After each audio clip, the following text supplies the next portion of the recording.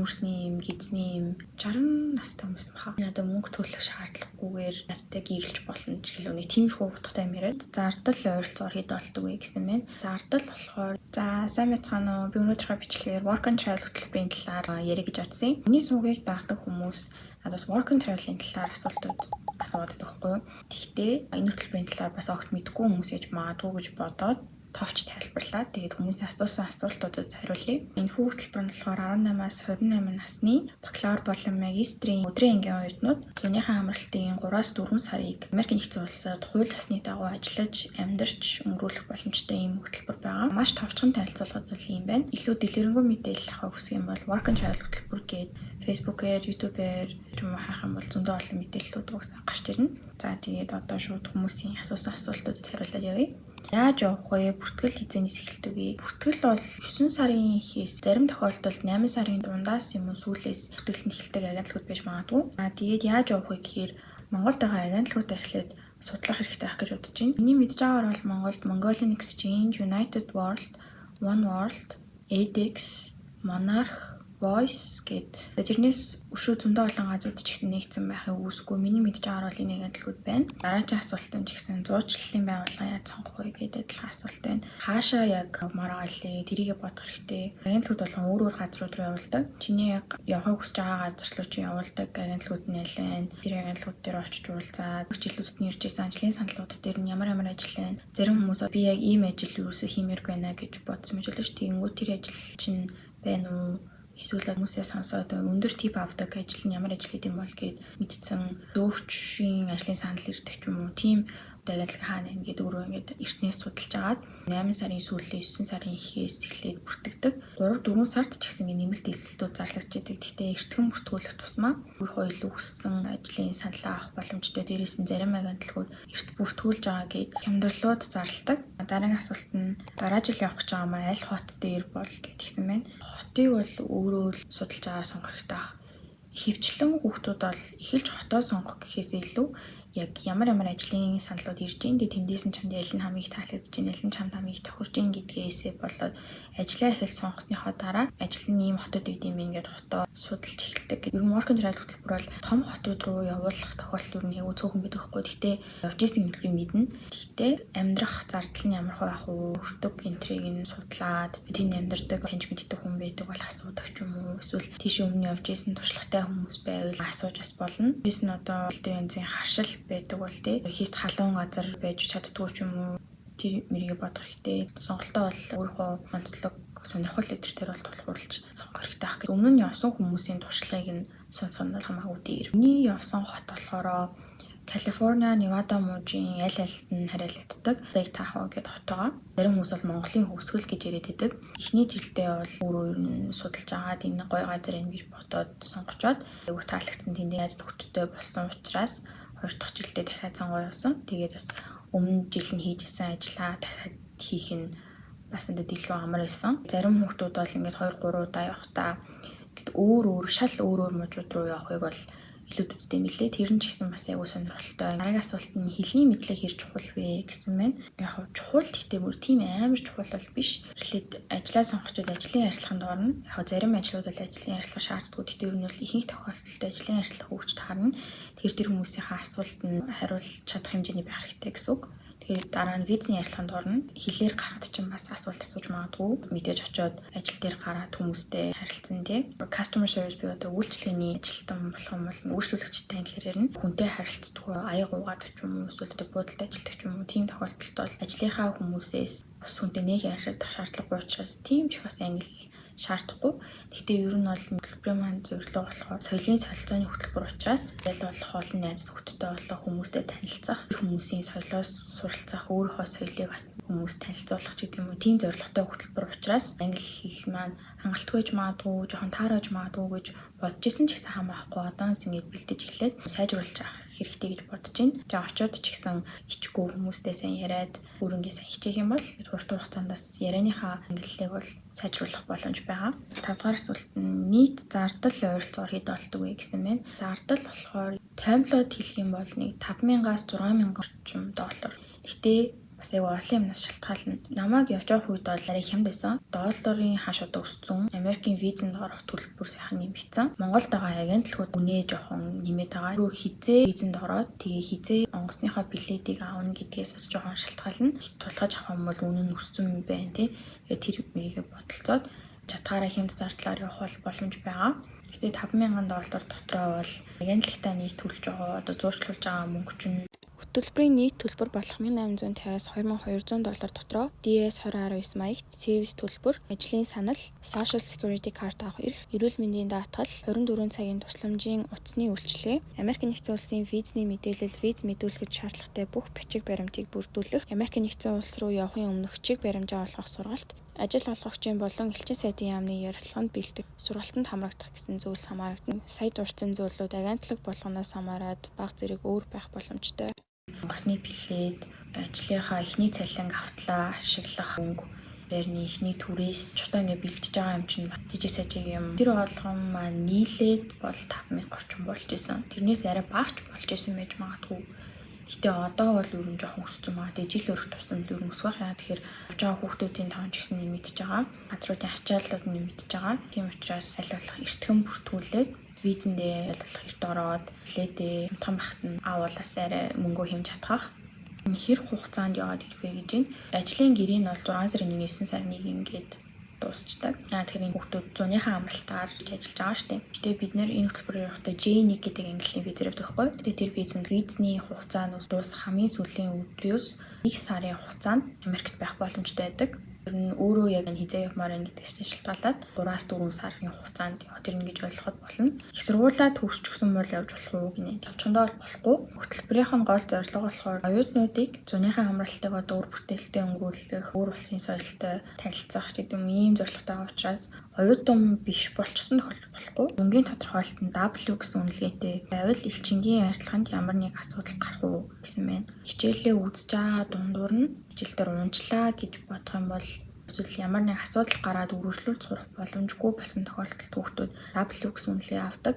Би өөрөө яг W аваад элчингийн ажиллагаанд орж байгаагүй учраас яг хэлж мэдэхгүй. Гэхдээ миний мэдих, миний танил найзууд дундаас ийм тохиолдлууд байсан. Тэгээд амжилттай гарсан. Гэхдээ ажиллагаандаа сайн бэлдээд хэрвээ надаас агаар хичээлдээ W үнэлгээ авсан бэ, F үнэлгээ авсан бэ, олчин яагаад буурсан бэ гэдэг юм уу тиймэрхүү асуулт ирсэн тохиолдолд шалтгааныг сайн тайлбарлаж чадах юм бол асуудал болохгүй гэж бодож байна. Заавал авч явах хэрэгтэй зүйлс юу байдаг вэ? Хүнээсээ болоод өөр ах гэж бодож байна. Миний хувьд харшлын ийм тос яаралтай үед ууж болох юм нүдэн өвчин намдах юм нүүрсний юм гизний юм хоолойны хүлэгтэй юм гэдэг юм очиж байгаа газрынхаа цаг агаар уур амьсгалынх нь онцлог ямар байна тэрийгээ өөрөө судалж агаад айгүй халуун далайн эрэгтэй газар очиж байгаа бол усны хувцас нарны тосч гэдэг юм уу хүүтэн газар очиж байгаа бол тэрко нэмгэн гүртэх гэдэг юм авах хэрэгтэй. Бэлэн мөнгө улсын карт байгаа бол зүгээр аттай байвал хоол хийж болохоор газараа хуваарлагдах. Тэгээ ер нь их тохиолдолд хоол хийх боломжгүй байдаг болохоор 3 сарын турш ингээд бэлэн бүтээгдэхүүн, бэлэн хоол идэх хэцүү байдаг.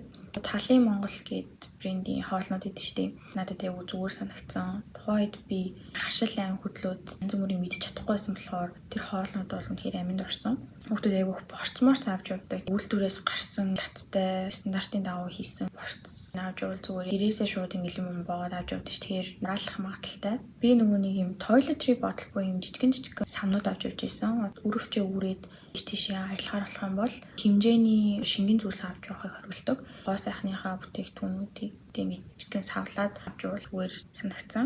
Өөрийнхөө өдөр тутамдаа юу хэрэгэлдэг тэр бүх юмнуудаа л ер нь авч явахад болох гэж бодож байна. Бас тийм амар их ачаатай яваад бол тийм ер нь ундаж нэг жижиг чимдаамнуудаа багтаагаад тэгээ буцаж ирэхдээ бас хүүхдүүд аягүй их юм гэрээхэндээ бэлэг өртөө юм авдаг учраас ачаа нэг их болоод буцдаг. Тийм болохоор юу нэг болох бага ачаатай явсан зүгээр. Зардлаа яаж зохицуулсан бэ? Аав ээжээсээ авахгүйгээр өөр газраас ч юм уу зуучилж байгууллагаасаа зээлж болох болов. Зардлаа нэг бол өөрөө ажил хийж болно, нэг бол аав ээжээсээ авна. Ямар нэг зээл өгдөг байгууллага зуучлалын газрууд бол би бол үнэхээр эзэж сонсож байгаагүй байхгүй байх гэж бодож байна. За би болохоор ээжээсээ эхний жилдээ $5,000 зээлээд тэр жилдээ зардлаа нөхөж болоод ээжтэй мөнгө буцааж өгөөд тэгээ дараа жилийнхаа мөнгөийг өөр гаргасан. Гэр бүл нь болцоотой байх юм бол зээлээд буцаагаад олоод дараа ажиллахад л ингээд өөрөө олоод явах боломж байгаа. Тэгээ бусдаар бол зээл зуучилдаг байгууллага бол яг сайн мэдгүй байна. Очоод амьдрах байр, хамт байх хүмүүсээ яаж зохицуулдаг вэ? Энэ дээр бол би нөгөө зөвхөн One World агентлагаар явж исэн болохоор яг тэр туршлагаараа л ярина. Бусад агентлагуудаас өөр байх магадaltaй. Найзуудтайгаа хамт нэг өрөө болсон. Тэрийг анханасаа агентлагтаа хэлээд за би ингээд ийм найзуудтайгаа явж байгаа. Ингээд нэг газар руу явахаар болсон. Тэгэхээр ингээд хамт байрлах хүсэлт байгаа гэд анханасаа агентлагтаа хэлсэн. Тийм One World агентлаг болохоор ямар хот руу ямар ажил хийхээр явж байгаа хүмүүстээ харж агаад за та нарт юу н байрлах байрууд бол ийм сонголтууд байна. Өмнөнийх нь хувьд ийм байрлалынх нь хувьд ийм харагдах байдал нь ингээд зураг хүргэний болтох ч юм уу те. Тэнгүүд хүүхдүүд харж чаад өөртөө сонгоод тэр байр нь ялж таалагдахгүй юм бол өөртөө барай байр хөслөөд бас байх боломжтой. Гэхдээ ер нь бол агентлагийн санал болгож байгаа байрнууд нь бол хамгийн байршлын ойрхон хамгийн хямдхан болох боломжтой байруудыг санал болгож байгаа. Тийм болохоор тэр байрнуудаас нь сонгоод одоо жишээ нь найзуудтайгаа дөрвөлөө явжлаа гэх юм бол 4 өдрийн өрөөнд гуруулаа явжлаа. 3 өнөөрөө байхгүй гэх юм бол цуг явж байгаа хүүхдүүдээсээ танилцаа нэг сонгоод хамтдаа өрөө болдог ч юм уу. Тиймэрхүү байдлаар хүүхдүүд юу зохицуулдаг. Бусад агентлагийг бол адилхан байж магадгүй өөрчилж магадгүй тэрийг нь бол их сайн мэдчилж мэдгүй байна. Ажлын сонголтууд яаж хийгддэг вэ гинэ? За One World агентлагийн хувьд гэх юм бол ажлын саналууд нь ингээд листээр ирдэг. Хүүхдүүд ер нь харж агаад хамгийн ихэнд сонгосон ингээд тэр ажлаа аваад л гэсэн үг. Бараг ингээд уралдаж байгаа юм шиг сонгоо явчихдаг. Тэгээ ажлын ярилцлаганд тэнцэхгүй байх юм бол дахиад ажлын байрнууд тэмдэлтээр гаргаж өгдөг гэж сонсч байсан. Бусад агентлагуудаас өөр идэвхжүүлээ. Би жишээ нь Mongolian Exchange агентлаг бүртгүүлсэн байж байгаа цуцлаад явах болцсон. Mongolian Exchange дээр ажил хайж байхад бол нэг сайт дээр ингээд өөрийнхөө мэдээллүүдийг оруулаад бараг ингээд CV шиг юм хийгээд тэндээс нь хүмүүс нь өөрсдөө яг чамайг зөвхөн сонгоод нэг санал ирд юм лээ. Тэгээ тэр саналыг зөвшөөрөх юм бол шууд тэр ажилдаа орно. Зөвшөөрөхгүй гэх юм бол дараагийн ажил олох огч чамайг хүлээхийг сонгоно гэх юм уу. Тэгэхээр үн агентлаг болгон өөр эдэм шиг биелээ. Тэг надад бол Mongolian Exchange ч гэсэн ер нь бол хурдан хариу мариу өгдөг айгу дэжгүй газар байсан. Давхар ажиллаа яаж болох вэ? Ямар ажил байвал зүгээр вэ? Нэгдүгээр нэг сануулж хэлэх хэрэгтэй юм нь бол миний өмнө дурдсанчлан энэ хөтөлбөр нь соёлын солилцооны хөтөлбөр одоо мөнгө олох зорилготой хөтөлбөр ерөөсөө биш. Одоо тийм зорилготой байж болно. Гэхдээ тэрийг ажлын ярилцлаган дээрээч тэр бизнес ярилцлаган дээрээч тэр илэрхийлэхгүй байх хэрэгтэй. Бизнес ярилцлаган дээр мөнгөний талаар ч юм уу ярьж байгаа тэнцээгүй тохиолдлыг бол харж исэн. Давхар ажиллаа хийхдээ спонсор байгууллагатай мэдэгдэх хэрэгтэй. Яаж болох вэ гэдэг дээр бол гэрээсээ гараад хүн ажилд авах гэж байгаа юу, хүн хэрэгтэй юу гэл асуувал явахаас эхлэх байх. Өөрийнхөө CV-г ингээ хэвлээд бэлтгэсэн ч юм уу те. Имэйл нь асууж аваад имэйлээр нь явуулдаг ч юм уу. Газар болгоны хаалгыг нуулгаад асуувал явах. Би бас тийж ажил авалж исэн. Эрүүл мэндийн даатгал байдаг уу? Тийм бол юу даатгагддаг вэ? Эрүүл мэндийн даатгал байгаа. Гэхдээ би өмнө нь ерөөсөө ашиглаж байгаагүй. Тийм болохоор мэдгүй юмны талаараас хамаагүй ямарг байна. One World-ийн YouTube зураг дээр эрүүл мэндийн даатгалын талаар бүр тусдаа бичлэг хийгээд оролцсон. Тэр бичлэгийг үзчихвэл зүгээр ах. Ажлын дарамт, бэлгийн дарамт учруул яах ёстой вэ? Хинд хандаж өөрийгөө хамгаалах вэ? Энэ талаар болохоор агентлагаас ч юу н тусдаа бүр хичээл ороод тайлбарлаж өгөх ах. Яг юуг бэлгийн дарамт гэж үзэх үү? Тэгээд яг ямар амрах хэмжээ авах ёстой вэ? Компанид ажиллаж байгаа тохиолдолд эхлээ менежертэй хандаж болно. HR бүр хүний нөөцтэй хандах хэрэгтэй ах. Тэгээд бүр болохгүй спонсор байгууллагатай, тэгээд агентлагатай хандах боломжтой. Хоёр дахь ажиллаараа ч юм уу тийм ингээд жижигхэн газар хүний ажилтдаг ресторанд ч юм уу ажиллаж байлаа ш. Тийм тохиолдол гарвал захиралтай хандах бах. Надад бол ажлын дарамт, бэлгийн дарамт гэх юм уу ер нь бол тиймэрхүү тохиолдлууд бол гарч ирсэн. Дээд албан тушаалтандаа мэдэгдээд ажлынхаа позишн буюу өөртөө ажил хийх ч юм уу тийг сольж исэн. Жишээлбэл би хоёр дахь ажиллаараа нэг ресторанд кассан дээр зогсоод зарим өдөр нь тоогооч идэгсэн. Тэнд ажиллаж исэн хүмүүс нь дандаа юм Мексик тэгээд англиар ярьдгүй 2-3 тоогоочтой. Галтгоо амар жижигхэн байсан болохоор ч юм уу эсвэл албаар ч юм уу хажуугаар зүрхтөө хүний биед ингээд амар хамаагүй хүрнэ гэдэг энэ тэнд хүрч болохгүй газруудад юм хүртэх ч юм уу эсвэл хоорондоо нэг миний талаар яриад инээлдэж байгаа ч юм шиг те айгу тухгүй байгаад учраас би захиралтай хэлээд тоочоор ажиллахад болоод кассан дээрээ л зогсдог болсон. Тэн дээр бол их тийм том асуудал үүсээгүй би зүгээр тэр ажлаа хийхэ болцсон гэсэн үг. Америкийн иргэнтэй гэрэлтэй батлуулаад иргэншил авах боломж байдаг. Тэгээд хүмүүс айгүйх тийм зорилгоор Америк хүмүүстэй гэрэлдэг. Тэгээд жигнэсээ одоо ингээд бие хайртай болохоор сууж байгаа хүмүүс байна. Эсвэл ингээд мөнгө төлөөд түр хугацаанд гэрэлтэй баталгаажуулаад тэгээд Америк иргэншил авдаг тохиолдлууд зөндөө байдаг. Гэдэг талаар манай нэг захирал надад ингээд хэрэг яриад 60 настай хүмүүс баха. Хүмүүстээ ингээд чи надад мөнгө төлөх шаардлагагүйгээр надтай гэрэлж болно ч гэлөө нэг тиймэрхүү утгатай юм яриад. Тухайн үед миний ингээд ажлаасаа гарах хугацаа нэлээд төгссөн байсан. Тийм болохоор би тэрнээр нэг сүртэй ингээд тиймчгийг өгөөч гээгүй зүгээр нэг шал өөр юм ярьж агаад тэгээ ер нь миний ажлах хугацаа дуусаад ажлаас гарсан. Тиймэрхүү асуудал гарч болно. Тэр тийм тохиолдол гарах юм бол хүмүүс хилээд мэдэгдээд тэгэхээр тухгүй хахад тэр ажлаас гардаг ч юм уу, ажлаа солидог ч юм уу, арга хэмжээ авах хэрэгтэй. Тоохгүй ядаж ерөөсөө болохгүй. Хэцүү байсан зүйл гинэ.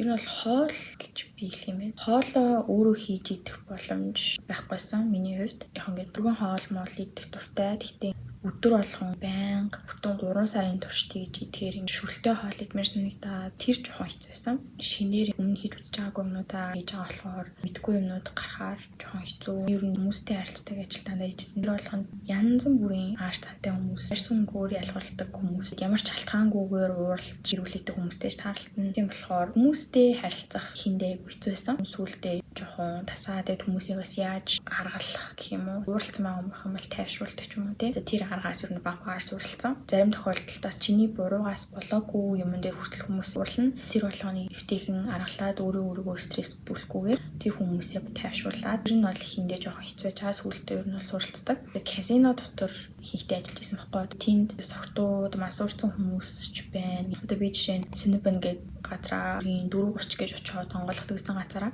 1 цагаас цаг 30 минутын дотор бүх юм бэлдээ 6 цаг 00 гэх бүх юм бэлэн онгойлгосон байх таахгүй. Тэнгүүд өмнөх шөнө хаасан хүмүүс нь ажилласаа хийх байх юм бол надаас илүү их хурдан байхыг шаардна. Тийм үед ингэж юмаа хийж явах явцдаа ингэж байнгын ингэж арагшаа хараад шалгаж явах хэрэгтэй байдаг. Тэгэхгүй бол нэг согтуу хүн ч юм хараа ширтсэн цочж магадгүй мэр жоохон амар одоо ботход 2 дахь жилдээ нэг жоохон тансаг зэрэглэлийн иж цаана ажиллаж байсан гэсэн чинь тэнд ажиллахад хиндээ миний өмнө ажиллаж байсан өглөөний цаймаа гаргадаг иж цаана шал өөр түвшний хүмүүстэй мэдлэгээс авахлаад утасны дуудлага авах гэдэг болон юм стандартуудын дагуу ажиллах хэрэгтэй байдаг. Жишээлбэл би анх сургалтанд сууж байхад 900 стандарттай надад танилцуулж байсан хүмүүс орж ирлээ. Casual гэдэг штэ тэгж ярьж болохгүй. Жишээлбэл зүгээр би нэг энгийн ресторанд ажиллаж байхад тийм hey what's up how you doing ч юм уу энгийн яриа байдаг штэ тэгж болохгүй. Good morning, good afternoon ч гэдэм тэр хүмүүсийг заавал ингээ last name-ээр нь дутагдаж үт юм уу тийм орж ирж байгаа хүмүүсийн мэдээлэл нэмэх хэрэгтэй байхгүй. Байхгүй бол хэмэлж авдаг. Last name-ийг асуугаад Mike White ч юм уу тийм тэр хүнийг орж ирэхэд Mr. White гэдэг ч юм уу бүртэж аваа. Тэр ширээндээ суулгатлаа би ингээ дорож 3 удаа нэрийг нь дурдаж ямар нэг юм ярих хэвээр юусо чимээгүй байж болохгүй. Тэр нь надад ихэнхдээ амар хэцүү байсан. Тэнд орж ирж байгаа хүмүүс арай боломжтой хүмүүс орж ирдэг болохоор жоохон хэцүү хүмүүс байдаг. Ялангуяа 7 сар South-ыг тавхад golf tournament гэж болдог байхгүй. Ямар том одууд ирээд гольфын тэмцээн болдог. Тэр үеэр зарим одууд ч ингээд юм асуугууд ингээд мингэж сонио хүмүүс байдаг. Тэгээд ямар ч захиалга өгөөгүй жийж бүр 9 хүнтэй орж ирэх гэдэг. Манай ресторан бүр ингээд ямар ч ширээ байхгүй хахад боломжгүй гэж хэлэхгүй яа. Тэгэхээр тэр хүмүүс VIP зочин бас өөрөө ямар ч reservation хийх болохоор бусад хүмүүсийн айл одоо зарим хүмүүс ч юм баг ингээд жил мөлийн өмнө reservation хийдэг. Тэр хүмүүсийн ингээд урдуур оруулах юм бол тэр хүмүүс уурлана. VIP celebrity одуудыг оруулахгүй байх гэх юм бол манай менежер уурлана ч гэдэг юм уу. Тэгэд ер нь хэцүү юм бол ямар ч ажилт байна. Тэгэхээр тэр болгоныг давж туулна гэсэн бодолтой ингээд өөрийнхөө сэтгэл санааг бэлтцэн ирүүл ерөн зүгээр анхаарах ёстой зүйл эсвэл сургамж авсан зүйл. За энэ дээр болохоор би амар гинэн байж болохгүй гэж хэлэх юм байна. Гэхдээ бүр амар муу санаатай бай гэсэн үг биш л те. Ихэнхдээ Америкт хүмүүс амар гоё найрсаг гоё идэв штэ. Гэхдээ ингээд арааш чинь өөр юм ярьж магадгүй, өөр юм хийж магадгүй. Тийм болохоор ингээд хүн чам амар сайн хандлаа гэж шууд ямар гоё хүн бэ гэж 100% итгээд байх ч юм бол хэрэггүй гэж хэлмээр байна. Би энэ дээр нэг жишээ гэх юм бол миний нэг ажиллаж байсан ресторанд надтай хамт ажилладаг гэсэн нэг Мексик ихч байсан. Тэгээ надад бүр амар сайн ханддаг. Өөрөө надтай ойролцоо насны хоёр охин дэдгүүдийнхаа талаар амар ярина. Дөнгөж анхудаа ингээ гадаад очсон байсан болохоор тэгээд амар халамж тавиад миний бүр ингээ ээж шиг санагдчихсан. Тэгсэн чинь би тухайн үедээ яг сайн мэдээ өсвөлт нь яг явандаа анзаарсан юм нь тэр хүнтэй би нэг шифтэнд буюу цуг ажиллаж байгаа учраас олж байгаа типи хоёр хувааж авдаг хгүй. Намайг хүн туслахаа явцсан үед ч юм уу эсвэл 0 орцсон үед ч юм уу хүмүүс ирээд тип үлдээж байгаа штэ. Тэр мөнгийг хуваахгүйгээр өөрөө шууд авчдаг ч юм уу тэгдэг гэсэн мөлий тэрийг би бүр баг явахаа өмнө мэдсэн. Тэгэхээр хүнд яг 100% итгэх хэрэггүй гэж хэлэх юм байна энэ дэр бол. Ажлын ачаалал ямар хөөсөн бэ? Энийг хүмүүс надад амар асууад идэв. Гэхдээ миний бодлоор бол ажлын ачаалал бол ямар ажил сонгосноос аягүй шалтгаална. Хүн их ордог ажлууд бол бүгд амар хэцүү, амар ачаалалтай байна. Хүүхдүүд аягүй асууж ирсэн давхар ажил яаж болох вэ? 2 дахь 3 дахь ажлаа яаж хийх үү гэд. Нэг ажил хийж байгаа тохиолдолд бол тийм амар ачаалалтай байхгүй шүү дээ. Өмнө нь ямар цагийн ажил хийж үзэж байгаагүй тийм хүүхдүүд хамбал мэдээж ачаалалтай санагдаж магадгүй. 7 хоногт хэдэн цаг ажиллахыг чиний сонголт нь шүү дээ. 2 дахь 3 дахь ажлаа чи хийхгүй чиний сонголт учраас энэ бол ачаалал ихтэй. Гэхдээ хэр их байх уу гэдгийг чи өөр ингэ зохицуулах боломжтой гэсэн үг. Яг энэ асуултанд сайн хариулчихсан эсэх мэдгүй ойлгосон гэж найдаж байна. За ингээд асуултууд нь дуусчлаа. Зарим хүмүүс надаас DM-ээр асуусан, зарим дээр нь Work and Travel Facebook group дээр нь постчод хүмүүсээс асуулт байна уу гэдээ асуусан. Тэр асуултуудыг багцлаад бүгдэнд нь хариулчлаа. Дахиад өөр асуух ч юм уу нэмж тодруулах юмнууд хамбал бичээрэй. Дахиад part 2 гэж бичлэг хий. Өнөөдрийнхөө бичлэгтээ хамт байсан баярлалаа. Дараагийн бичлэг хүртэл түр баяртай. Thank you.